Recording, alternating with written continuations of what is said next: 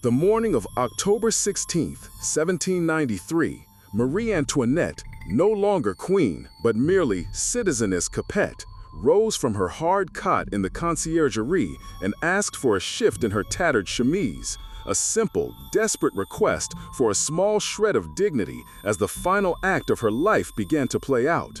Her last dawn broke not over the gilded ceilings of Versailles, but through the grimy, barred window of a prison cell, damp and reeking of decay. The air was cold, thick with the unwashed smells of the Revolution's captives, a stark contrast to the perfumed chambers she once commanded. This wasn't just another day in her long imprisonment. This was the day the Republic intended to erase her. Her sleep, if it could be called that, had been fitful. The clatter of guards, the distant, muffled shouts from the streets of revolutionary Paris, the relentless gnawing anxiety for her children, especially for Louis Charles, the Dauphin, taken from her and now utterly alone.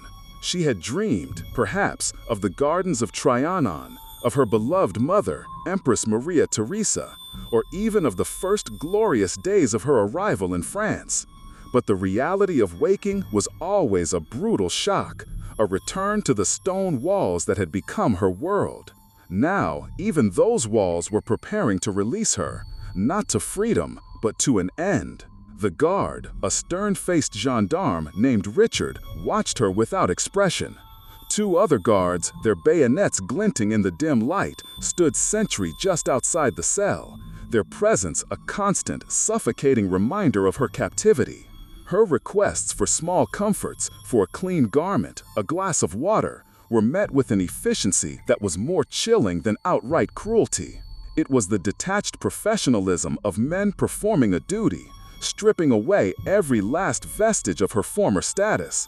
There was no longer any Your Majesty, only Citizeness. As the gray light strengthened, she sat on the edge of her cot, her body stiff with cold and the aches of months spent in confinement. Her once lustrous auburn hair, now streaked with white and thinned by stress, fell lank about her shoulders. Her face, etched with suffering, bore little resemblance to the youthful, vivacious queen whose portraits once adorned palaces across Europe. The Revolution had not merely imprisoned her, it had aged her beyond her 40 years, transforming her from a symbol of excess into a martyr of a bygone era. What did she truly want in those moments, beyond a simple clean shift? Perhaps just a minute of silence, a moment to gather herself before the final performance.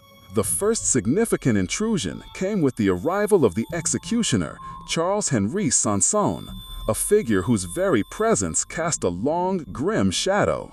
He entered with an assistant, not as a brutal torturer, but as a professional, albeit one with the most horrifying of tasks.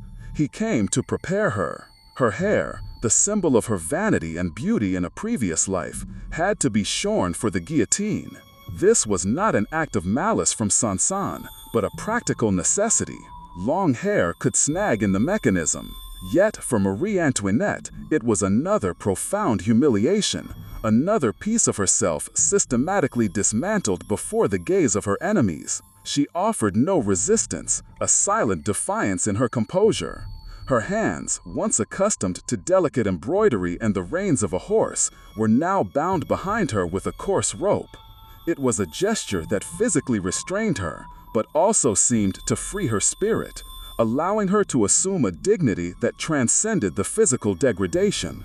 Her eyes, red-rimmed but clear, met Sanson's briefly. Did she see a man, or merely the instrument of her fate? Did she search for a flicker of humanity, or simply accept the inevitable? With her hair cut short, almost brutally, she was then dressed in a simple white pique gown, the dress of a condemned criminal. It was a final, stark contrast to the opulent silks and brocades of her past, a deliberate visual statement by her captors. The queen was dead. Long live the Republic. But in her quiet acceptance, she invested the plain white with a strange, almost sacred aura. It was not a dress of surrender, but of sacrifice. She was no longer performing for a court, but for history. Before she was let out, a final, poignant request was granted. though perhaps not in the way she intended.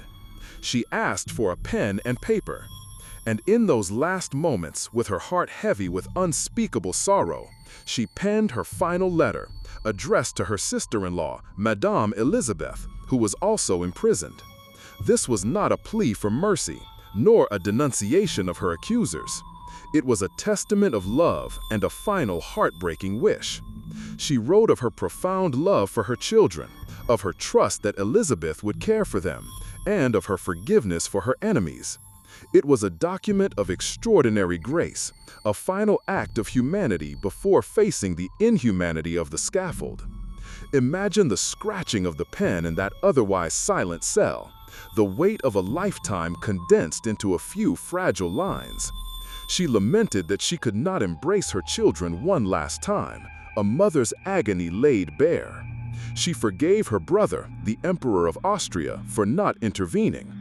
She wrote as a woman, not a queen, her last words a plea for understanding, for peace, for her children's future. It was a letter that would not be delivered in time, a voice crying out from beyond the grave, an echo of what she asked for, not just her life, but the protection of her family. The clock struck the hour.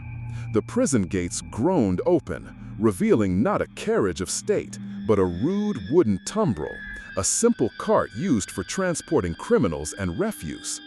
This was the conveyance for the former Queen of France, a deliberate insult designed to emphasize her fall from grace. The air outside was cool and damp, a typical autumn morning in Paris. The streets, however, were anything but typical.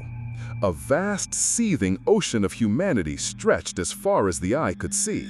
A crowd of thousands, perhaps tens of thousands, gathered to witness the spectacle. Her ascent into the cart was steady, her gaze fixed forward. She sat on a plank, her bound hands making any attempt to balance difficult.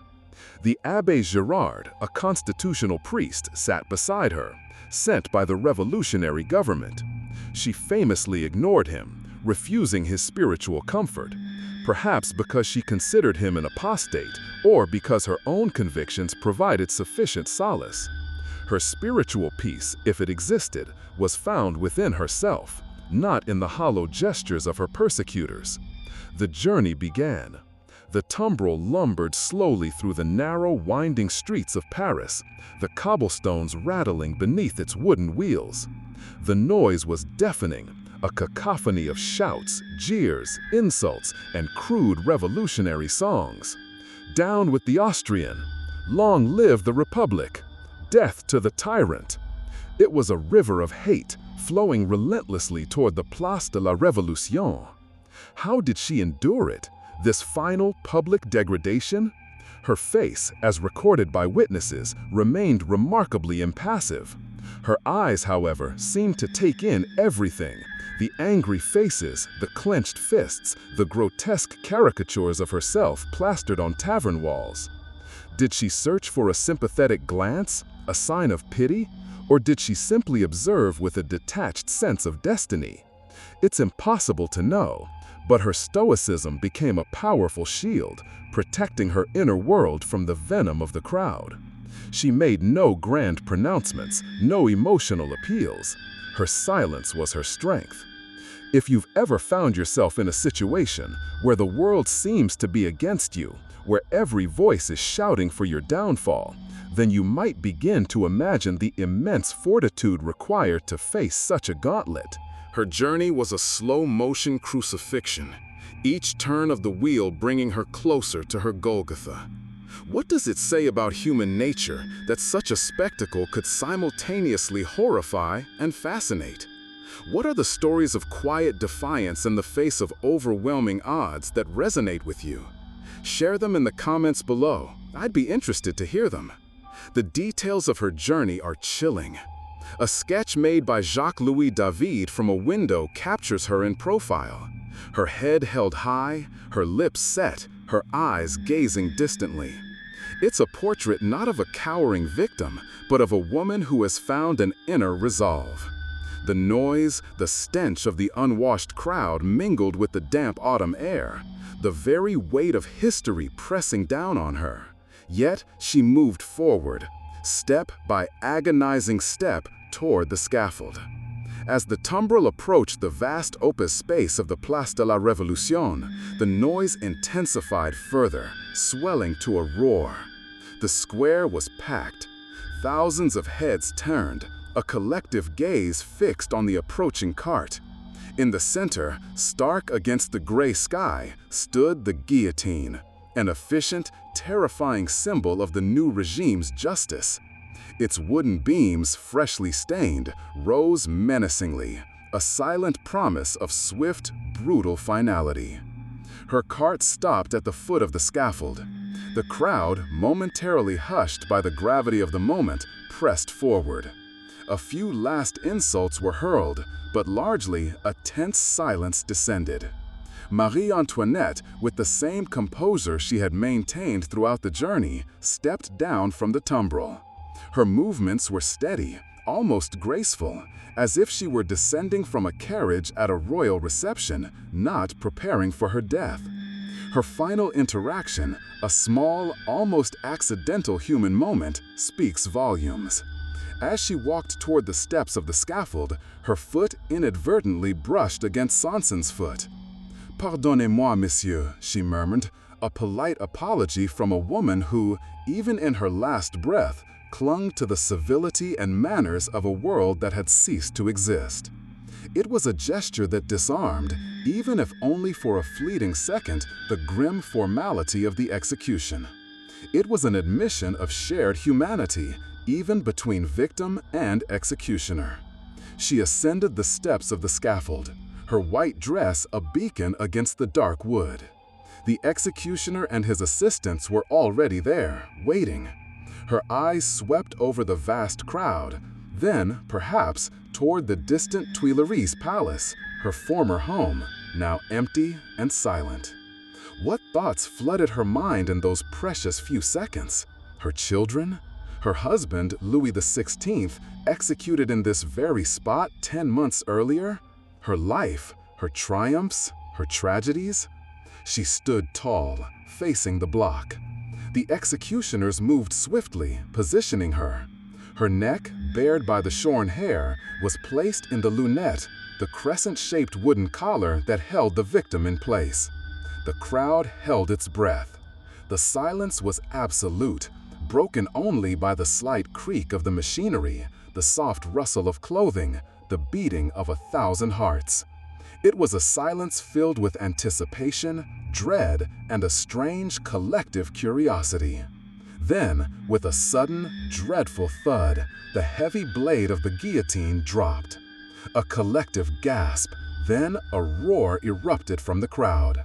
The executioner, Charles-Henri Sanson, or one of his assistants, held up the severed head of Marie Antoinette, once the radiant Queen of France, to the jeering, cheering masses.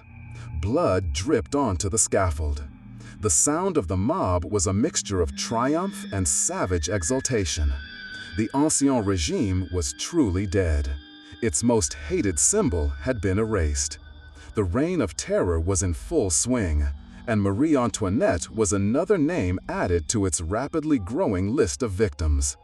Her body was quickly removed, unceremoniously loaded into a simple wooden coffin, and taken to the Madeleine Cemetery, where it was thrown into a common grave, much like her husband's.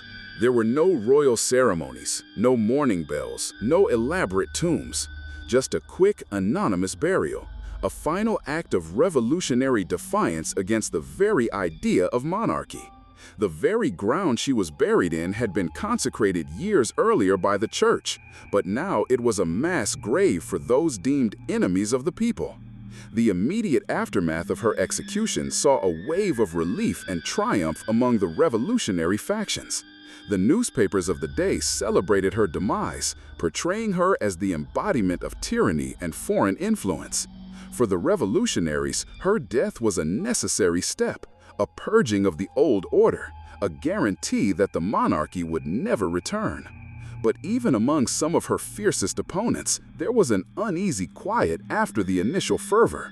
The public spectacle, the sheer brutality of it, left an indelible mark on the psyche of Paris. Yet, beyond the immediate political victory, what did Marie Antoinette's death truly achieve? Did it bring peace? Did it usher in an era of true equality and justice? The answer, as history would painfully demonstrate, was a resounding no. The execution of the Queen did not quell the revolutionary fever. It only intensified it. The guillotine, having tasted royal blood, became an insatiable beast, consuming thousands more in the months that followed, indiscriminately devouring nobles, priests, and even many of the revolutionaries themselves. The legacy of Marie Antoinette, however, refused to be buried in that common grave. In the years and decades that followed, her story began to undergo a remarkable transformation. From a reviled symbol of excess, she slowly emerged as a tragic figure, a victim of circumstance, a woman caught in the relentless gears of a societal upheaval she neither understood nor truly controlled. Artists, writers, and historians began to re-examine her life, her flaws, her humanity. She became a symbol not just of royal absolutism, but of resilience, of a mother's love, and of quiet dignity in the face of unimaginable terror. Her final letter, with its expressions of love and forgiveness, eventually came to light, painting a picture of a woman far more complex and empathetic than the caricature presented by revolutionary propaganda. It humanized her, allowing future generations to look past the political rhetoric and see the woman beneath the crown. What she asked for in those last 12 hours, a clean shift, a pen, a quiet moment, the forgiveness of her sister, the care for her children, were not the demands of a tyrant, but the simple, profound wishes of a human being facing her end. These were the pleas that echoed, not from the opulent halls of Versailles, but from the cold, damp stone of a condemned cell, stripping away centuries of inherited power and revolutionary fury to reveal a mother, a sister, a woman. This wasn't the frivolous queen who once built miniature villages or gambled away fortunes. This was someone grasping for the most fundamental comforts and connections in her final breaths. Imagine the stark contrast. A life begun with imperial grandeur, marrying into the most powerful monarchy in Europe, adorned with diamonds and silks, now ending with a request for a simple change of clothes, a last chance to compose her thoughts, a silent moment to herself before the inevitable. It's a testament to how even the grandest lives are reduced to the most basic human needs when confronted with the absolute finality of death. Her insistence on writing that letter, her last desperate attempt to reach out to Madame Elizabeth, her sister-in-law, wasn't merely an act of affection. It was a defiant act of reclaiming her narrative, a silent scream against the deafening propaganda that had painted her as a monster. She knew it might never be delivered, that her children might never read her words. Yet the act of putting ink to paper, of formulating those tender, forgiving sentences, was a final assertion of her humanity against a world determined to dehumanize her. It was in that stark, chilling moment, preparing for her final walk, that the myth of the Austrian she-wolf began to crack, replaced, for those willing to look, by the fragile reality of a woman who was about to lose everything. And this, perhaps, is why her story continues to fascinate us centuries later. It forces us to confront the uncomfortable truth that even figures we're taught to despise can harbor profound, relatable vulnerabilities. It makes us question the narratives woven by power, whether royal or revolutionary. If you've ever felt the sting of unfair judgment or wondered about the person behind the public facade, perhaps you understand the enduring pull of Marie Antoinette's final hours. Let me know in the comments, what historical figure do you think has been most unfairly judged by history? The legacy wasn't just in the re-evaluation of her character.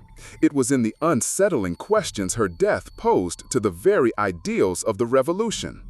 If liberty and equality were truly paramount, why did they necessitate such a brutal public spectacle, especially against a woman whose true power had been stripped long before her trial?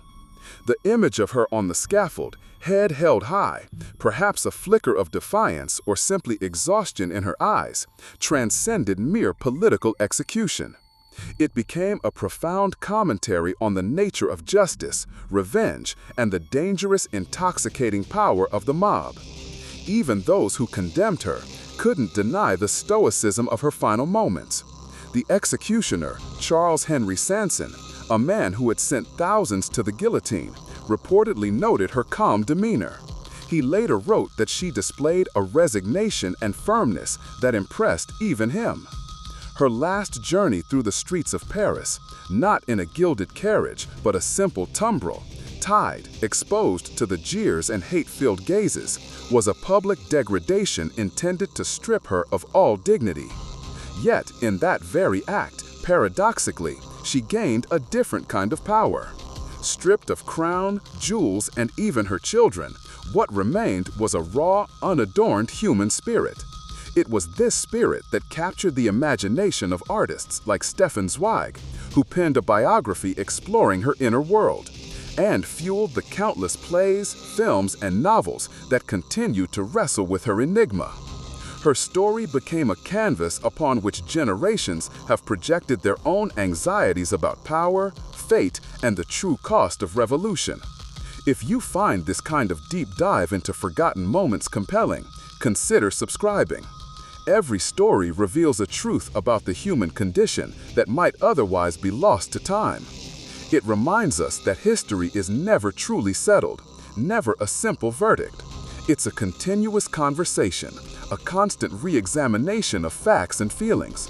And perhaps the most powerful stories are not those of conquerors or heroes, but of individuals caught in the maelstrom, whose final, quiet acts echo louder than any grand declaration. Her final unuttered plea, as she ascended the steps to the guillotine, a plea for mercy, for understanding, for the cessation of suffering, wasn't heard by the frenzied crowd, but it was felt by history, slowly, patiently, over 2 centuries. It's the silent appeal of every human being caught in the indifferent machinery of fate, and it's a testament to the enduring power of empathy, even in the darkest of times.